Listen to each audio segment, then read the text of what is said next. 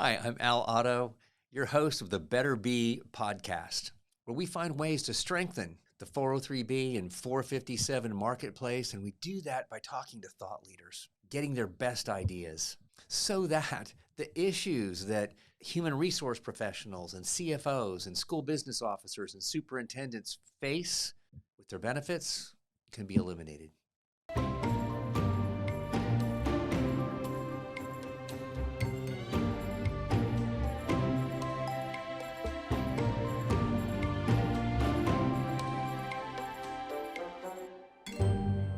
Today, I am so excited to have with me Ann Tyler Hall. She is the founder and managing partner of HBL, an ERISA-focused boutique law firm headquartered in Atlanta, Georgia, with offices in Philadelphia and Charleston, West Virginia, right? That's right. Okay, so Ann Tyler, welcome to the Better Be podcast. I should have mentioned that you have a team that you work with like clients in 39 states, right? Yes, all across the country. Really neat. We've been trying to And make, a site visit to a Hawaii client, but there you not go. hasn't Come on worked now. out yet. and and congratulations, you are a 2023 Georgia super lawyer. That's a big deal. Really big Thanks so deal. much. So Yeah. you should be proud of that. Well, welcome to the Better Be. And I am so glad to have you here. We're going to be talking about Thank compliance. you. Now, Yes. you know, you say the word compliance, most people want to run out of the room. But somehow you've got this energy and you thrive on compliance. So tell me a little bit about that.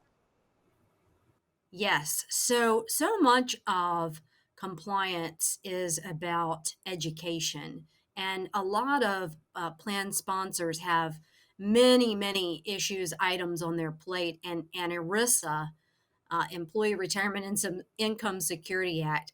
Uh, some are even unfamiliar with what that acronym means, and so Yeah. a lot of what we do at HBL is education, pushing out content around new laws and new regulations. And the benefits landscape is ever changing. It's been an active last 4 years with the passage of the Secure Act 1.0, then Secure Act 2.0, Sure. which had implication for B plans. And so we've seen one of the most active legislative periods for benefits, and specifically retirement plans, and specifically B plans, that we've seen probably in 15, 20 years. Wow. So that keeps us engaged and trying to stay out in front of those changes in the law. With every change in the law, there are new fiduciary requirements. And even if you're a non ERISA plan, you may be subject to state law fiduciary requirements. But there are also new opportunities and new plan design opportunities. And so we try to get out in front of that with our clients and plan sponsors across the country, and really help them think about benefits as a way to attract and retain top talent. It's Oh, also that's the been a way to do it. key issue, That's the right? way to With the do it. Yeah. fluidity of the key employee market over the last few years, 457B plans, very popular for So, tax exempt. I heard an IRS agent say that uh, more than 70% this is non ERISA, but more than 70% of the 403B plans have some sort of deficiency after an audit. And throughout the number, I think he said actually 94% of Not 457 surprising. plans have some Hmm. sort of audit deficiency. And so, you mentioned ERISA plans earlier. I think people who are attached to non-ERISA plans may not think that compliance applies to them. Right. Well, it's a little bit of a misperception. I completely agree. But you talk about 457B plans or 403B plans. Those are code section 457B plans, code section 403B plans, and the Internal Revenue Service Know them. governs the code, right? And so Right. I said in an audit about 4 years ago with a plan sponsor client, and the auditor was very forthcoming. He said, I have been tasked with auditing just 457B plans. And he said, I am as busy as I've ever been, to the Wow. point that you made, Al, about 94%, up to 94% being out of compliance. And Well, that really is in alignment with 401k plans and 403B plans. It's just the unfortunate reality, I think, right. because What the are laws some of are. the Yeah, and Tyler, what are some of the compliance issues that come up in these 457B or 403B plans? We see, and we have just finished helping a client. They wanted to reward a top employee, and so they set up a 457B plan, tax exempt organization, and they put aside, $50 to $100,000 each year in the Okay. 457B plan. Uh-huh. Well, the 457B plan has limits. And yes, there are special catch up contribution limits in the 3 years prior to retirement. But even then, you can't get up to $100,000 a year in your 457B plan. So, what we did to try to help them was hybridize the plan and then had to set up a separate 457F plan Right. because those contribution limits. But very similar issue when I helped a client through an audit. They had exceeded the deferral limits in the 457B plan. So that's a common error. And what happens when they exceed? Do they have to give the money back? Do they get fined? What happens? So the IRS, we come in, we're counselor and advocate in these types of IRS audit situations. So we argued and whittled down because they were in an audit, they had to be sanctioned. So they had to pay a sanction amount. They had to pay some excise taxes. And then the executive had to take some taxable income. They had to push some Okay. of that money out. Got it. So it was painful for both the plan sponsor and the executive. And these B plans should really be, again, an attraction and retention tool, not an audit risk. Well, so what should be done ahead of time to make sure that you don't get audited, or if you get audited, they walk away? I mean, what are the things that need to be done, or how do you find out what those are? Great question. Well, you need service providers who work in this space and are very familiar with the rules of code section 457B and the accompanying regulations, and code section 403B and the accompanying regulations. And that's third party administrators. ERISA counsel, even though these are not ERISA plans, we do a lot of 457B work, 403B plan work. Of course, 403B plans could be ERISA, but even for non-ERISA plans, we've helped provide guidance.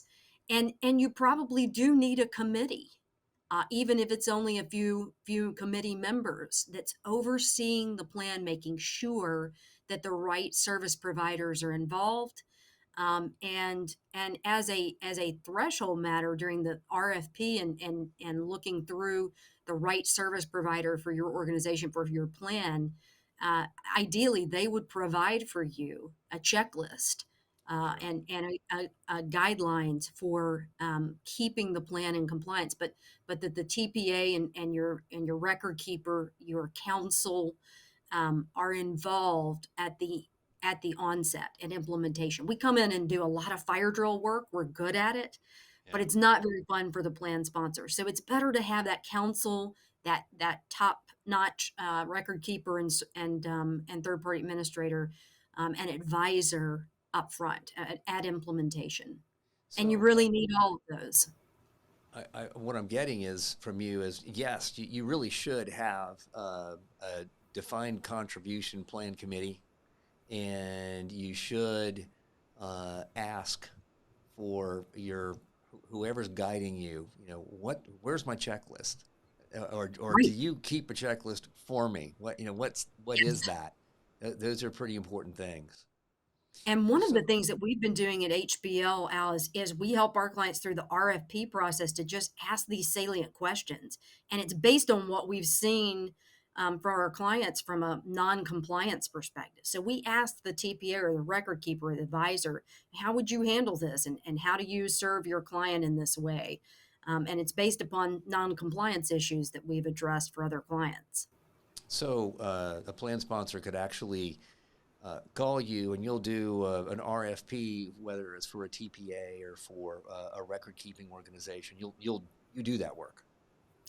Yes, and it's such an important aspect of compliance because if you get it right at implementation, at onset of the plan, then it's much less likely that you will fall out of compliance.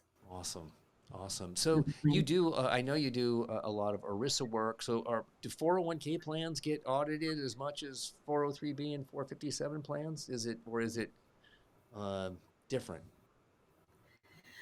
Well, I believe there are more 401k plans, so probably more 401k plans as a number get audited.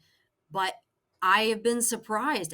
I think that the perception is 457 plans, 403b plans fly under the radar, and that is Right. absolutely not the case. That has not been our experience. We've been involved in a myriad of different 403b plan audits, and from the Department of Labor, right? It could be from the Department of Labor if it's an ERISA plan, and for 457 plans, as I mentioned, in an off the cuff discussion with the IRS auditor when I was involved, we were counseling a 457B plan through an audit. He said, "This is all I do." Wow. So, That's as a amazing. percentage, I think it may be higher. I think Yeah. because there are so many 401k plans, yes, maybe the number is higher as far as the number of plans being audited, but I think the percentage might be higher for 457 and 403b plans Well, it as a percentage. sounds, Ann Tyler, like you are doing some great work for your clients. And I so appreciate you coming on to the Better Be podcast today. Thanks so And much for having me. well, you're so welcome. Your insights are incredible. I enjoyed speaking with you. And for those of you watching or listening, if you'd like to contact Ann Tyler, we'll have her contact information on the screen here. And as always, it's a pleasure speaking with you. And thank you for watching. Likewise. Those of you that are watching, have a great day. Thanks, Al. This podcast is brought to you by Ventana, providing you plan governance services to engage, inform, and measure your retirement.